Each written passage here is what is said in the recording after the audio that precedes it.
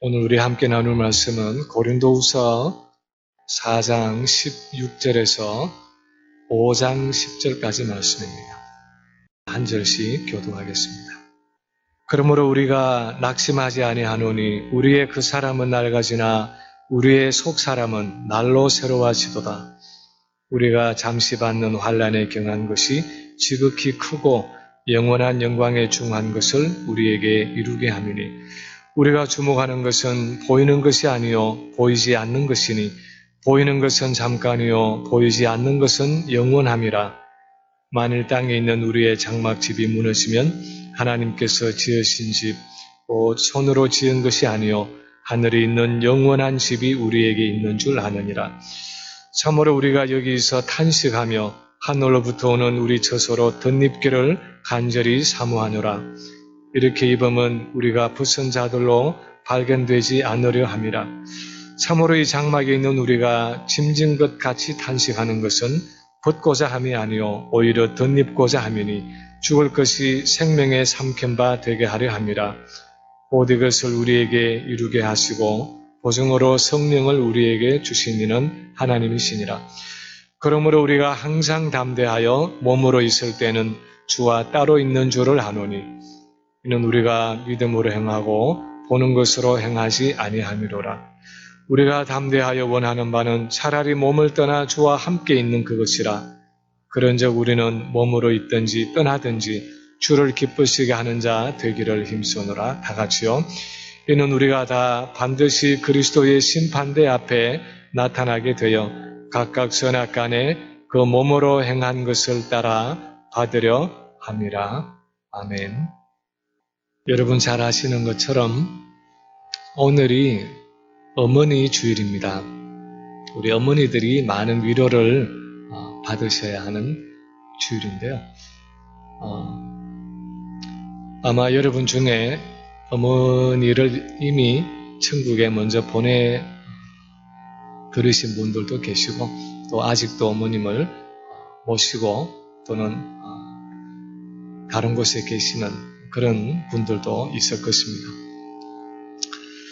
저도 구순이 다 되어가는 어머니가 지금 뉴욕에 살고 계시는데 어느새 구순이 다 되도록 연로해지시고 굉장히 쇠약해진 모습을 가끔씩 가서 뵈면 참 마음에 여러 가지 생각이 스쳐갈 때가 있습니다.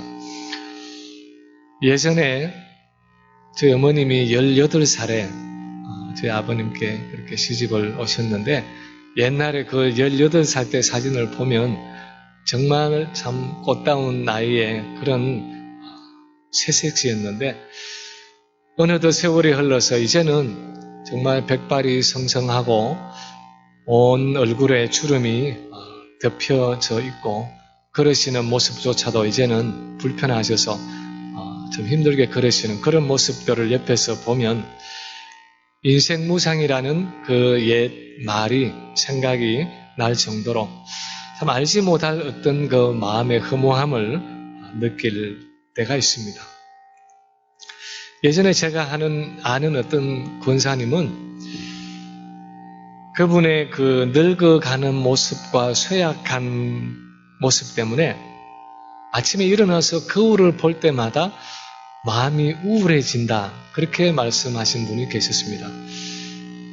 꿈을 품고 40-50년 전에 이 미국에 왔을 그때만 해도 정말 꽃다운 청춘이었는데 어느덧 세월이 가고 늙어져서 이제 아침에 일어나면은 그냥 몸이 여기저기 쑤시고 참 거울의 얼굴을 바라보고 있으면 내 옛날에 그 아름답던 모습이 다 어디로 갔나 그렇게 생각이 드는데 태양이 지는 석양을 바라보면 뉘엿뉘엿 저물어 가는 해를 바라보면 내 인생도 저렇게 저물어 가는구나. 곧 어두워지겠지?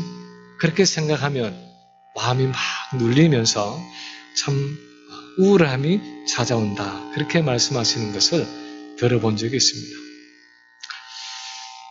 아마 우리 몸이 늙어지는 것과 또 노쇠해지는 것에 대해서 그리고 점점 더 가까워지는 이 죽음이라는 것에 대해서 생각을 하면 아마 그렇게 느끼지 않을 사람이 별로 없을 것입니다.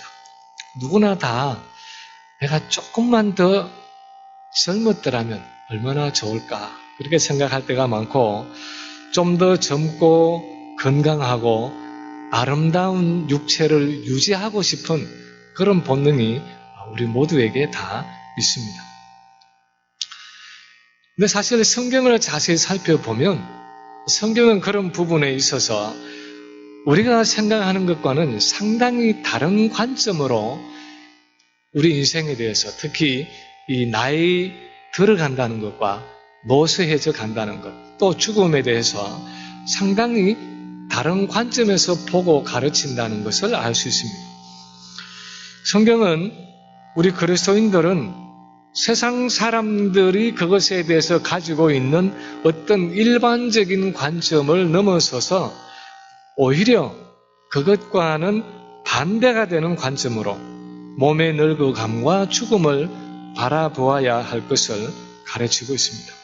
예를 들어서 오늘 본문이 시작되는 4장 16절을 보면 그러므로 우리가 낙심하지 아니하노니 그렇게 말씀을 시작하고 있습니다.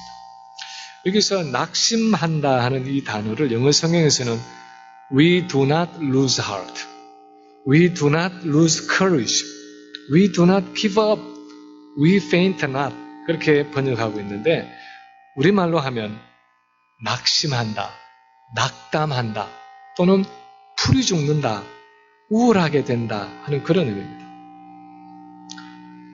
우리 그리스도인들은 나이를 먹어가고 육신이 쇠약해져 가고 결국은 죽음을 향해서 가고 있다고 해도 결코 낙심하거나 낙담하거나 풀이 죽지 않는다는 것입니다. 그게 우리 그리스도인이라는 말입니다. 그리고 바울은 이어서 왜 그렇게 우리 그리스도인들은 세상 사람들은 그렇게 늙어지고 쇠약해지고 죽음이 다가오는 것에 대해서 낙심하고 두려워하고 우울해지지만 왜 우리 그리스도인들은 낙심하지 않는가 하는 데 대해서 구체적으로 몇 가지를 오늘 본문에서 말씀하고 있습니다. 우리가 낙심하지 않는 첫 번째 이유는 우리의 그 사람은 낡아지지만 우리의 속 사람은 날로 새로워지기 때문입니다. 16절에 보면 바울이 그렇게 말합니다. 그러므로 우리가 낙심하지 아니하노니 우리의 그 사람은 낡아지나 우리의 속 사람은 날로 새롭도다 그렇게 말하고 있습니다.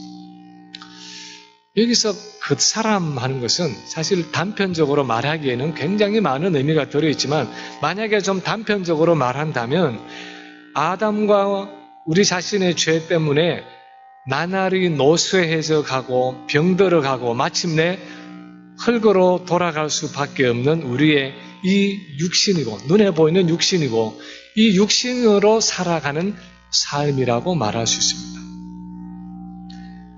우리가 입고 있는 이 육신은 낡아지고 없어지는 것이 당연하다는 것입니다. 우리 지금 성경은 낡아진다 그렇게 번역을 하고 있지만 옛날 성경을 보면 혹시 기억하십니까? 옛날 성경은 후패한다 하는 단어를 쓰고 있습니다. 한자어로 그렇게 쓰고 있는데요. 그 의미는 점점 낡아지고 썩어져서 나중에는 없어진다 하는 그런 의미입니다. 저와 여러분이 가지고 있는 이 육신이라는 것은 이 육신은 나이가 들면 조금씩 늙어지고 약해지고 병들고 그러다가 하나씩 고장이 나고 그래서 나중에는 완전히 못쓰게 되어서 사라지는 그것이 당연하다는 것입니다. 그것이 아담의 죄로 인한 결과라는 것입니다. 그렇지만 동시에 우리의 속 사람은 날로 새로워진다 그렇게 말하고 있습니다. 이 속 사람을 바울은 때로는 새 사람이다 그렇게 표현하기도 하는데 그 이유는 우리가 예수를 믿어서 거듭났을 때에 거듭남으로 새로워진 우리의 자아를 표현하기 때문입니다. 마치 오늘 우리 손자를 보신 순산하신 우리 성도님이 계신데 마치 엄마가 아이를 임신하면 태 안에서 그 태아가 아이가 10달 동안 무럭무럭 자랍니다. 새로운 생명이 이 잉태가 되자마자 태 안에서 그렇게 자라나는데 우리 안에는 예수를 믿을 때에 예수 그리스도의 생명으로 시작된 새 사람이 있다는 것입니다. 그 새 사람이 시작되었는데 이 새 사람은 겉으로 우리가 경험하는 환난과 고난과 역경 속에서도 날로 새로워져서 더욱더 주님의 성품을 닮아간다는 것입니다. 예전에 결혼해서 저도 첫 아들이 생겼을 때에 처음으로 이제 아내와 함께 이 OBGYN 산부인과에 가서 얼트라 사운드를 하면서 그 태아의 모습을 흑백 TV 같은 마니터로 그렇게 볼 때가 있었습니다. 그러면 아주 조그만한 이 태아의 꼼지락거리는 것을 보여주고 그때 제가 아직도 기억나는 것은 그 의사가 그 태아의 심장 소리를 이제 증폭시켜서 들려주는데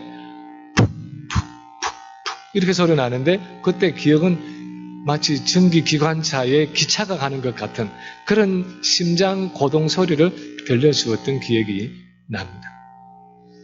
근데 그 아이가 배 안에 있기 때문에 눈에 보이지는 않지만 산부인과에 가서 검진해보면 매달 그 아이의 키가 자라가고 몸무게가 늘어가고 그렇게 하다가 나중에 출산할 때가 되면 완전한 사람의 형상을 갖춘 모습으로 새로운 몸을 가지고 태어난다는 것입니다.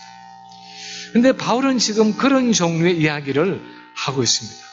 우리는 날이 갈수록 겉으로는 몸이 늙어져 가고 쇠약해져 가고 병들어 가고 삶의 고난과 고통 때문에 약해져 가지만 예수님을 처음 영접했을 때 시작된 우리의 새 사람은 나날이 새로워져서 점점 더 예수 그리스도의 성품을 닮은 새로운 사람으로 만들어져 간다는 것입니다. 그래서 바울의 논리는 17절에 있는 것처럼 우리가 잠시 이 땅에서 받는 환난 때문에 어쩌면 우리의 그 사람은 낡아져 가고 후패해져 가고 연약해져 갈는지 모르지만 우리 속 사람은 오히려 그것 때문에 지극히 위대하고 영원하고 영광스러운 모습으로 변해져 간다는 것입니다. 그래서 18절에서 말하기를 우리가 주목해야 하는 것은 우리가 바라보아야 하는 것은 그 사람과 같이 눈에 보이는 자가 아니라 우리의 속 사람과 같이 눈에 보이지 않는 자, 눈에 보이지 않는 나의 새 사람이라는 것입니다. 우리는 나이가 들어가면서 우리 연로하신 부모님들께 그리고 이제는 우리 자신에게 찾아오는 여러 가지 육체적인 연약함과 질병과 고난이 우리의 그 사람을 쇠약하게 하고 후패하게 만들기 때문에 그것 때문에 힘들어하고 안타까워할 때가 많습니다. 그런데 성경이 가지고 있는 관점은 그런 것들로 인해서 우리의 그 사람은 낡아질는지 모르지만 우리의 속 사람은 나날이 새로워지기 때문에 우리는 결코 낙심하지 않는다는 것입니다. 낙심하지 말아야 한다는 것입니다. 한국에서 굉장히 부흥하고 있는 교회를 심호하시는 어떤 목사님의 그 목회 철학을 들었는데 그 목사님은 그렇게 캐치프레이즈로 썼습니다. 우리 인생의 목적은 행복이 아니라 거룩이다. 그리고 우리의 어떤 고난도 그것은 하나님께로부터 우리에게 주어지는 축복이다. 그렇게 이 캐치프레이즈를 걸고 목회를 하시는데 그 교회의 소그룹이 10,000명이 되는 이제 교인이니까 소그룹이 수백 개가 된다고 합니다. 근데 그 소그룹을 전부 다 고난의 종류별로 나누었습니다.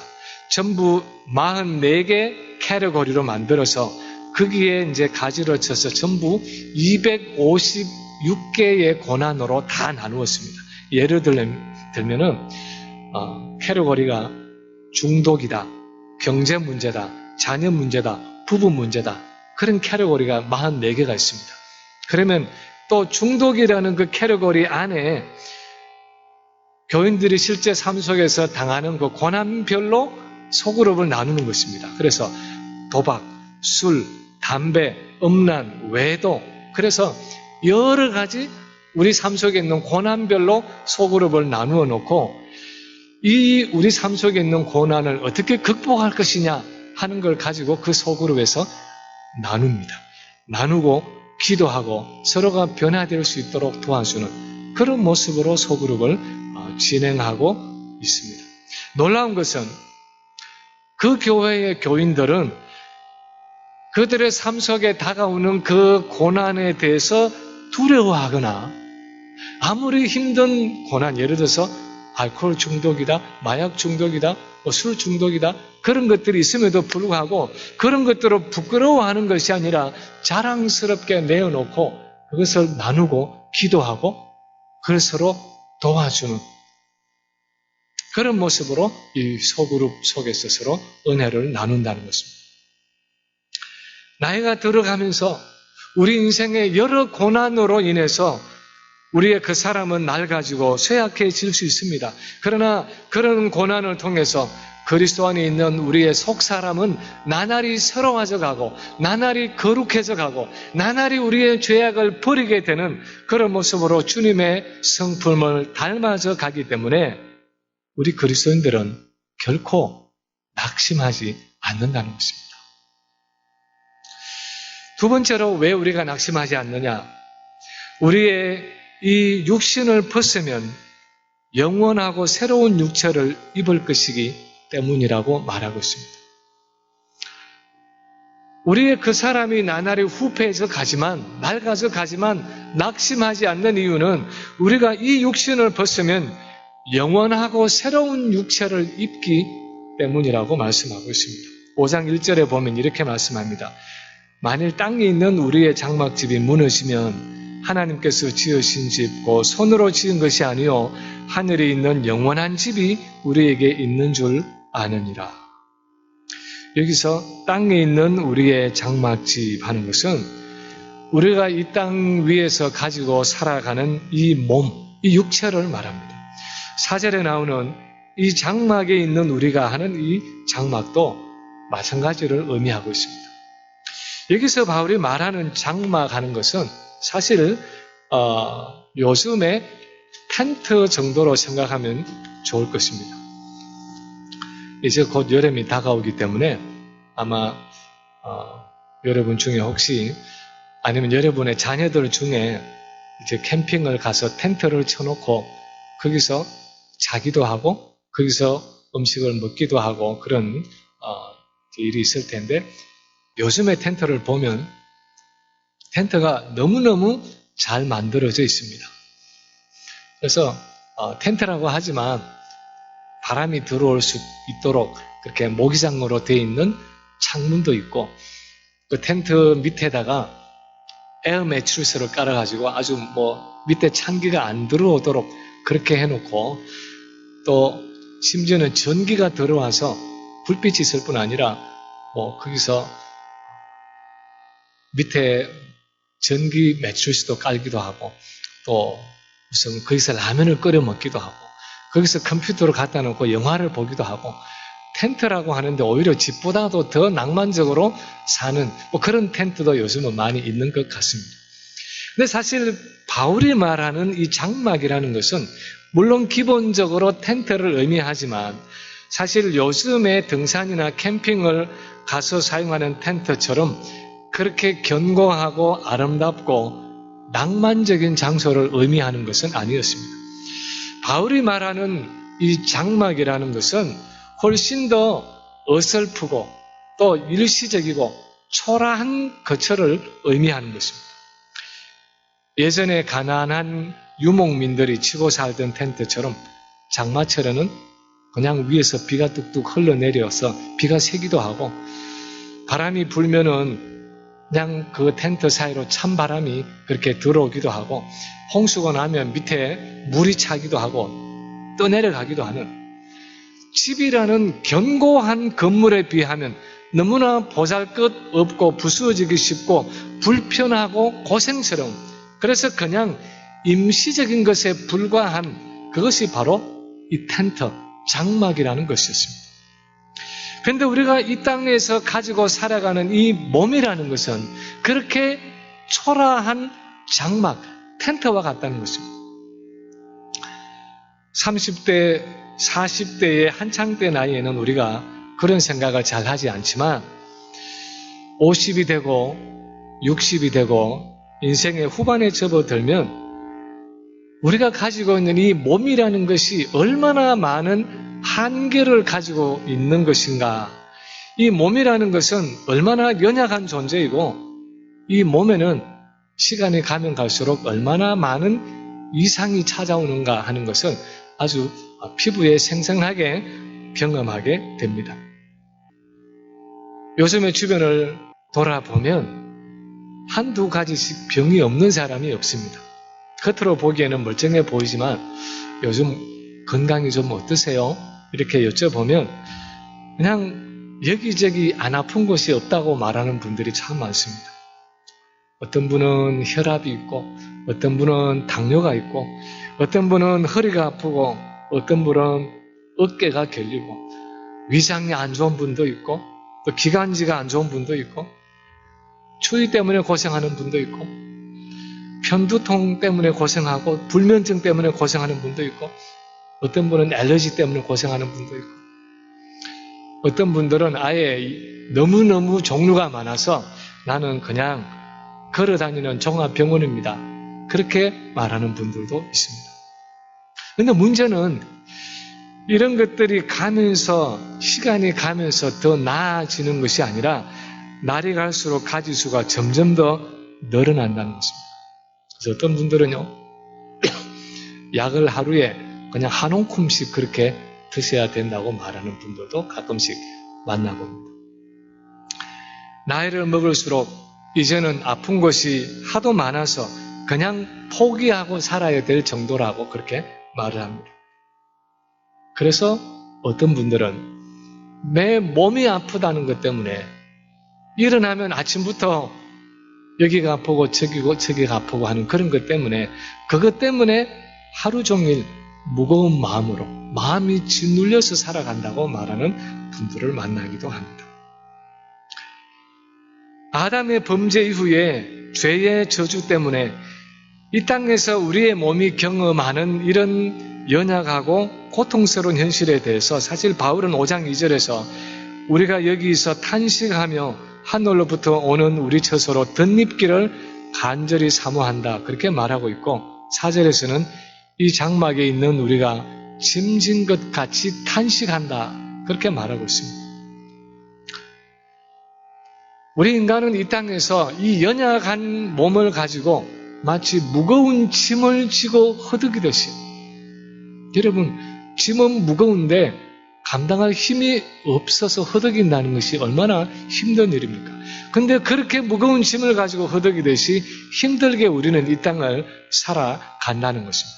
그것이 이 땅에서 우리가 가지고 살아가는 이 몸의 성격이라는 것입니다. 이 땅에서의 이 몸은 그 성격상 수백 년을 가도 끄떡없이 지어진, 마치 돌로 지어져 있는 어떤 석조 건물 같은 것이 아니라 그냥 70, 80년을 겨우겨우 가도록 세워진 허름한 장막, 텐트와 같은 것이기 때문에 우리가 마땅히 그렇게 인식하고 살아가야 한다는 것입니다. 원래 임시적이고 불완전한 것이기 때문에 우리는 이 땅에서의 우리의 몸과 우리의 몸을 가지고 살아가는 삶에 너무 많은 기대를 걸 필요가 없다는 것입니다. 많은 기대를 걸지 말아야 한다는 것입니다. 오히려 이 몸을 벗어버릴 때 우리가 입게 될 새로운 육체를 기대하면서 살아가라는 것입니다. 그래서 1절에 보면 바울이 이어서 말합니다. 만일 땅에 있는 우리의 장막집이 무너지면 하나님께서 지으신 집, 곧 손으로 지은 것이 아니요 하늘에 있는 영원한 집이 우리에게 있는 줄 아느니라. 2절에서도 참으로 우리가 여기서 탄식하며 하늘로부터 오는 우리 처소로 덧입교를 간절히 사모하느라 그렇게 말하고 있습니다.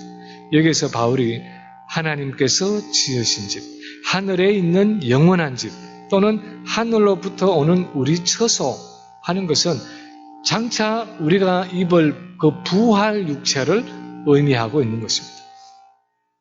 이 부활 육체의 성격에 대해서 바울은 고린도전서 15장 42절 이하에 보면 이렇게 말하고 있습니다.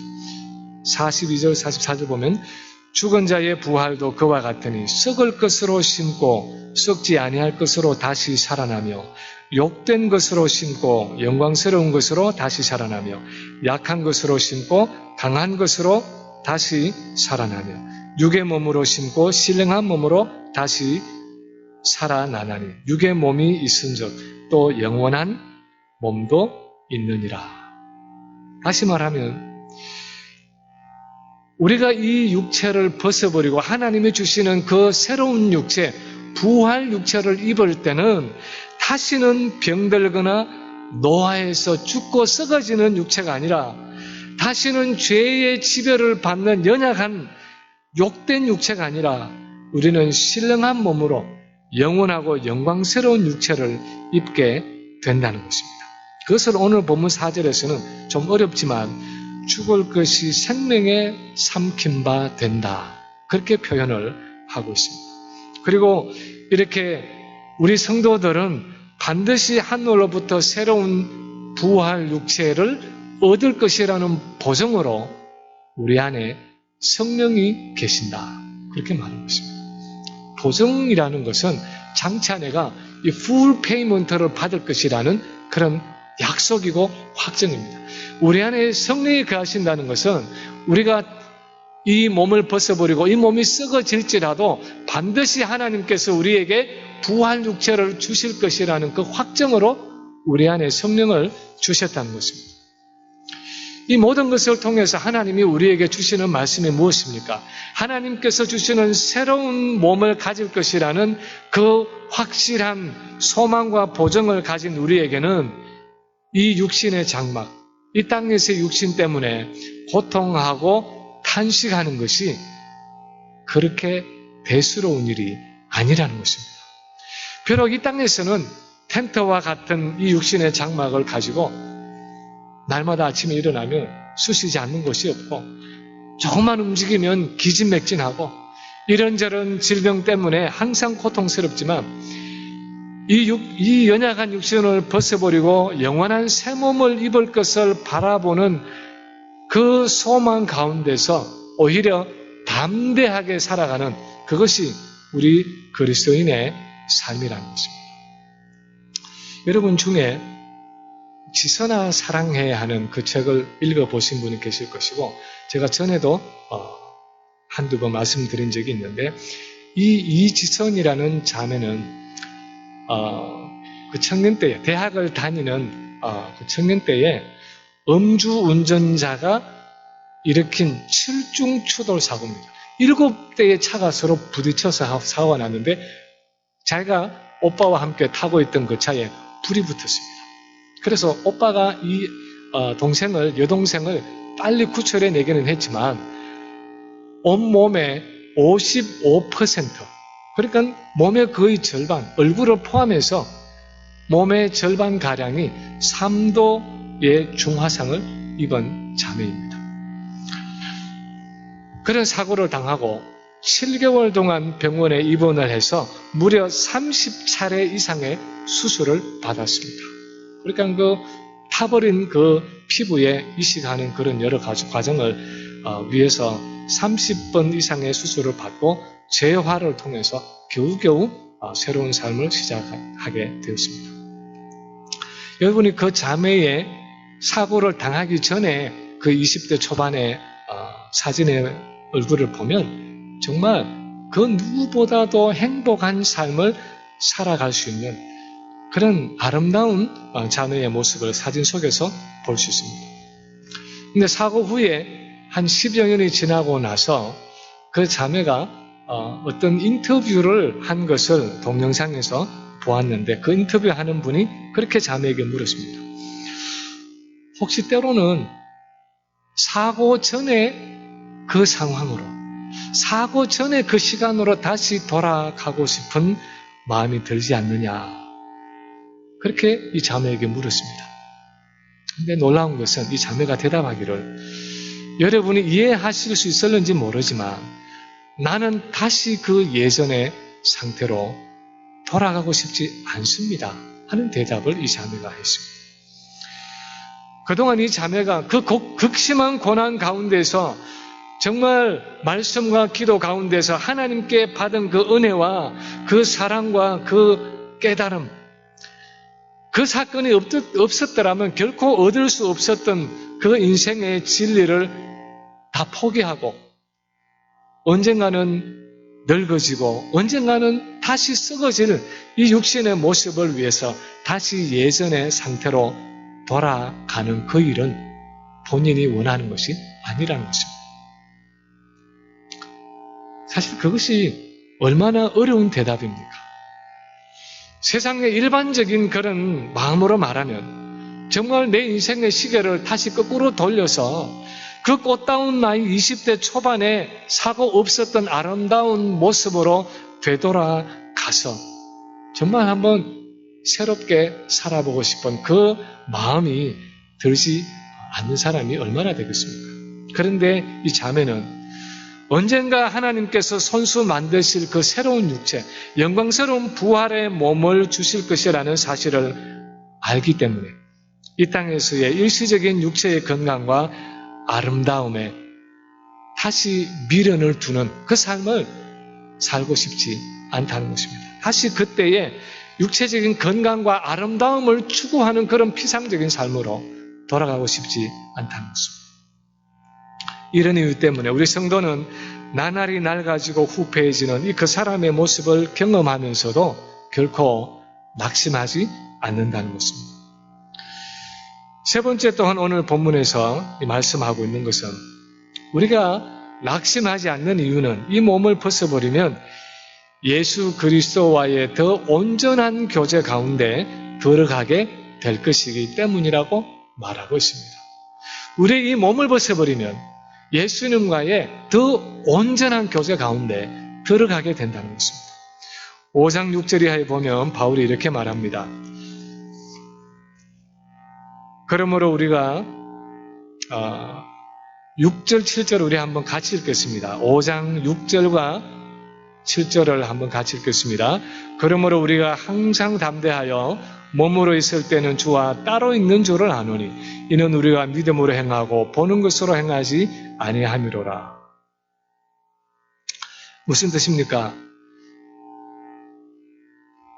우리가 이 몸을 가지고 세상을 살아가는 동안은 육체적으로는 예수님과 떨어져서 살고 있다는 것입니다. 물론 우리가 육체를 가지고 살아가는 이 삶 속에도 예수님은 우리와 동행을 하고 계십니다. 예수님은 우리와 항상 약속하신 것처럼 함께 동행하고 계십니다. 그렇지만 예수님이 우리와 함께 하시는 방식은 오순절 성령을 통해서 영으로 우리와 함께 계시고 동행하시기 때문에 우리는 이 땅에서 믿음으로, 우리가 이 땅에서는 믿음으로 주님과 교제하며 살아갈 수밖에 없다는 것입니다. 여기서는 믿음으로 행한다 하는 이 말의, 이 표현의 뜻이 부정적으로 어떤 한계를 가지고 교제한다 하는 의미입니다. 예를 들어서 우리가 주님이 우리 가까이에서 늘 동행하신다고 듣고 알고 있지만 우리가 믿음이 강할 때는 정말 그 주님의 임재와 동행이 내 마음속에 아주 확연하게 느껴지고 내 마음의 기쁨과 평안함이 넘치지만 때로는 내 믿음이 약해질 때는 마치 주님이 없는 것처럼, 마치 주님이 나를 떠난 것처럼, 아주 멀리 계시는 것처럼 그렇게 마음에 의심과 불안전함을 가지게 되는 어떤 한계가 있는 어떤 불완전한 교제라는 것입니다. 그러나 바울이 지금 장막이라고 부르고 있는 이 육신의 몸을 벗고 영원한 천국에서 새로운 육체를 입게 되면 이제는 주님과 얼굴과 얼굴을 맞대고 교제할 수 있는, 이제는 주님의 손을 잡고 함께 걸을 수 있는 그런 직접적인 교제를 가지게 되기 때문에 바울은 말하기를 나는 차라리 이 몸을 벗어버리고 몸을 떠나서 주님과 함께 있는 그것을 더 사모한다. 그렇게 말하고 있습니다. 사실 바울은 여기서뿐 아니라 항상 만약에 둘 중에서 내가 하나를 택할 수 있다면 몸을 떠나서 주님과 함께 있는 것을 내가 선택하겠다 하면서 그것을 더 소원하고 있습니다. 빌립보서 1장 22절 이하에도 보면 바울이 이렇게 말합니다. 그러나 만일 육신으로 사는 이것이 내일의 열매일진데 무엇을 택해야 하는지 나는 알지 못하노라. 내가 그 둘 사이에 끼었으니 차라리 세상을 떠나서 그리스도와 함께 있는 것이 훨씬 더 좋은 일이라. 그렇게 하고 싶으나 내가 육신으로 있는 것이 너희를 위하여 더 유익하리라. 바울은 이 육신의 몸을 벗어버리고 예수님과 함께 누리는 그 교제가 얼마나 귀중한 것인지, 얼마나 온전하고 영광스러운 것인지를 알았기 때문에 항상 몸을 떠나서 주님과 함께 있는 그 삶을 사모했습니다.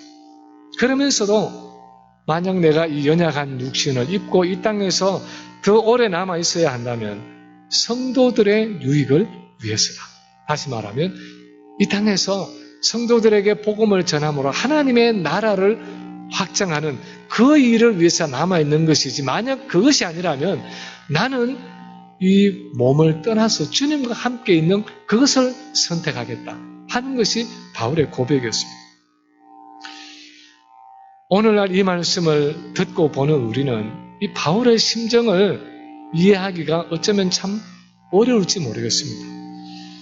어떻게 이 좋은 세상을 놓고 내가 떠나서 천국에 가겠는가? 그렇게 생각하는 분이 혹시 있을지 모르겠습니다. 아마도 그렇다면, 그런 마음이 우리에게 남아있다면 사실 그만큼 우리가 아직도 주님과의 교제가 얼마나 아름답고 영광스럽다는 사실을 깨닫지 못하고 살아가기 때문일 가능성이 많습니다. 그런데 주님과의 깊은 교제 가운데 살아갔던 우리 믿음의 선조들을 보면 나이를 먹어가고 육신이 쇠약해져 가는 것들을 별로 개의치 않았습니다. 오히려 하루라도 더 빨리 주님의 얼굴을 보고 주님과의 더 온전하고 직접적인 교제를 누릴 수 있으면 좋겠다 하는 소망으로 살아갔던 것을 볼 수 있습니다. 우리가 즐겨 부르는 찬송 중에 우리 85장 찬송에 보면 이런 가사가 있습니다. 구주를 생각만 해도 이렇게 좋거든 주 얼굴 배울 때야 얼마나 좋으랴. 이 가사를 쓴 분은 이 버나드 오브 클레르보, 프랑스의 클레르보라는 곳에 수도원을 세웠던 버나드라는 수도사입니다. 구주를 생각만 해도 이렇게 좋거든 주 얼굴 배울 때야 얼마나 좋으랴. 무슨 뜻입니까? 구주 되시는 그 예수님을 머릿속으로 생각만 하고 믿음으로 불완전하게 교제하는데도 마음이 이렇게 좋은데 그 주님을, 이 육신의 장막을 벗어버리고 천국에 가서 직접 얼굴과 얼굴을 맞대고 그 주님의 손을 잡고 그렇게 교제하면은 얼마나 더 좋을까 하는 그런 찬양입니다. 그만큼 주님과의 직접적이고 온전한 교제가 귀하고 값진 것이기 때문에 하나님의 나라를 위해서 내가 이 땅에 살아가야 하는 그것이 아니라면 차라리 몸을 떠나서 주님과 함께 있는 것이 훨씬 더 복되다는 것입니다. 그런 마음으로 오늘 본문에서 바울은 내 나이가 들어가고 내 몸이 쇠약해져 가도 그것 때문에 두려워하거나 낙심하거나 하지 말고 더욱 담대하게 주님과 함께 있을 그 시간을 소망하면서 살아간다는 것입니다. 제가 1987년도에 웨스트민스터 신학교에 와서 공부할 때에 설교학과 또 도시 선교학, 이 얼반 미션을 가르쳤던 교수님 중에서 하비 칸이라는 교수님이 계셨습니다. 아마 여러분도 그분을 잘 아실 텐데 한국말로 이름을 얘기하면 아실 것입니다. 간하베 목사님. 간하베 목사님이 우리 한국에 12년 동안 선교사로 계셨습니다. 그분이 오피스에서 파송된 선교사로서 한국의 총신 신대원에서 강의를 하시면서 특히 도시 선교에 관심이 많아서 그 당시에 동두천에 있는 율락 여성들에게 찾아가서 한 사람 한 사람 방문을 하면서 그렇게 노방 전도를, 호구 전도를 했던 그런 이야기도 수업 시간에 많이 들었던 기억이 납니다. 그분이 다시 웨스트민스터로 돌아와서 교수로 25년간을 섬기셨는데 노년에는 건강 때문에 굉장히 많이 어려움을 겪었습니다. 도로티라는 이 교수님의 부인은 치매에 걸렸고요. 본인은 앞이 거의 보이지 않을 정도로 시력을 잃었습니다.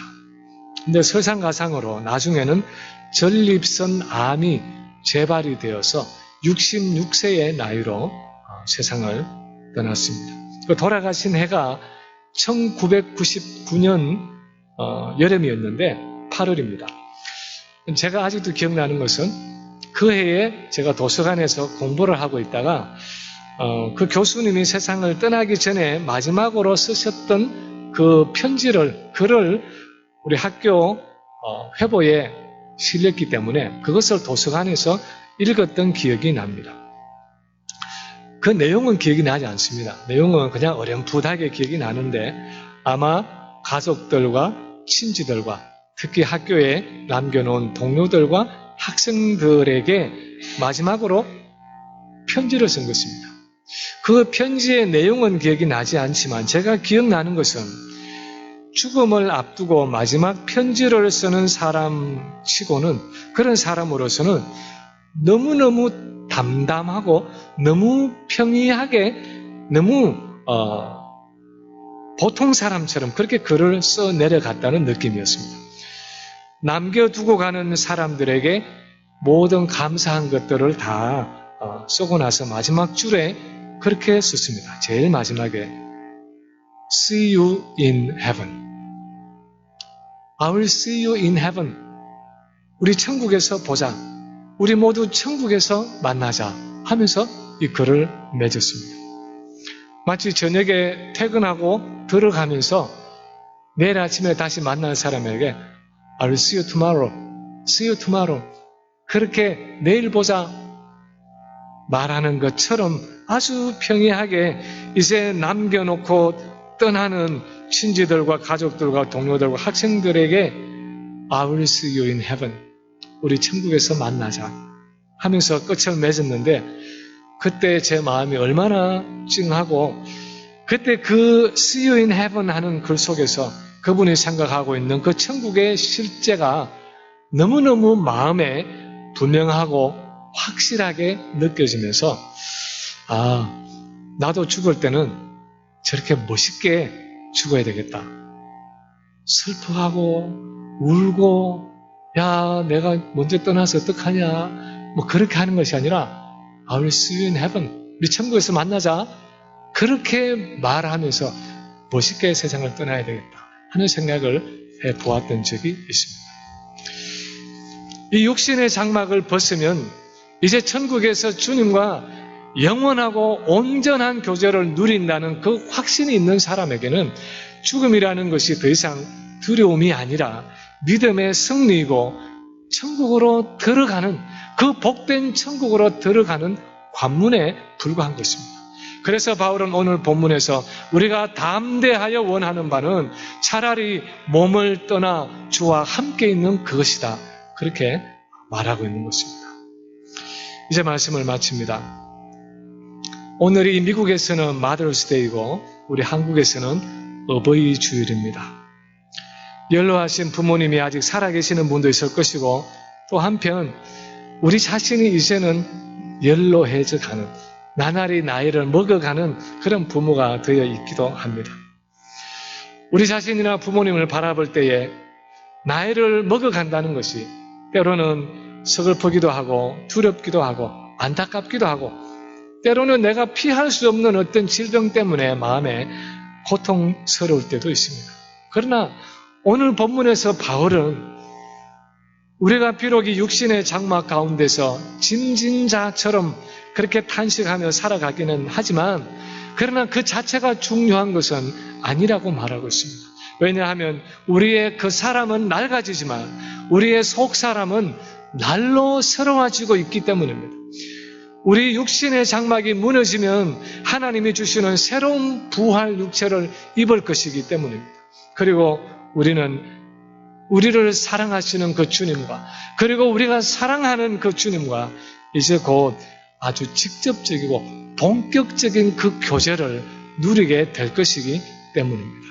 중요한 것은 하나님이 지금 내게 어떤 건강을 주셨든지, 내게 주신 이 건강을 가지고 내가 몸 안에 있든지 몸 밖에 있든지 주님이 기뻐하시는 그 삶을 하면서 살아가는 것입니다.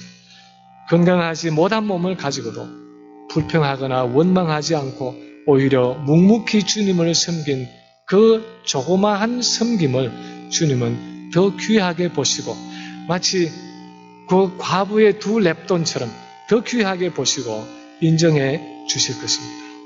우리는 지금 어떤 건강을 가졌든지 하나님이 내게 주신 그 건강을 감사하면서 담대하게 우리의 남은 날을 주님이 기뻐하시는 일을 위해서 살아가야 하는 것입니다. 오늘도 연약한 육신의 삶을 살아가면서도 우리 안에서 나날이 새로워져서 마침내 부활 육체를 얻게 될 우리의 속 사람의 영광을 믿음의 눈을 들어서 바라보면서 이 땅의 삶 속에서 낙심하지 않고 담대하게 우리의 믿음의 경주를 힘써 달려가는 우리 모든 성도들 되시기를 주님의 이름으로 간절히 축원합니다.